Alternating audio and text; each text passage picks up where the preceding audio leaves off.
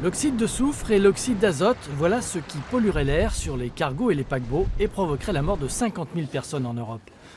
La voile semble donc une solution d'avenir pour le transport maritime. À Nantes, une jeune start-up, Neoline, s'apprête à construire d'ici 2 ans 2 cargos propulsés à 90% par la voile, avec un gréement fractionné et rétractable pour passer sous les ponts.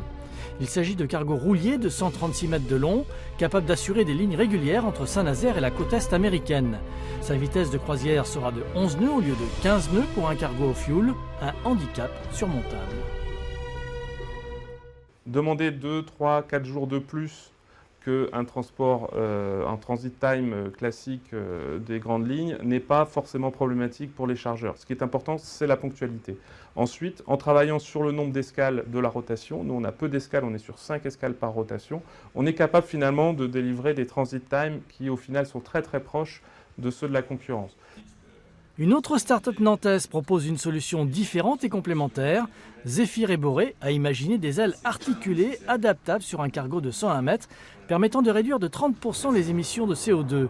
Une performance moins intéressante que celle de Neoline qui se rapproche du zéro carbone et qui va dans le même sens. Pour Tuvalu, une jeune start-up nantaise spécialiste des bilans carbone, les cargos à voile ne sont plus une utopie.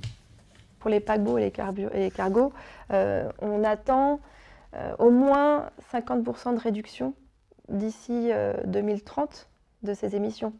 Donc oui, il y aura le renouvelable sur tous les cargos dans moins de 5 ans.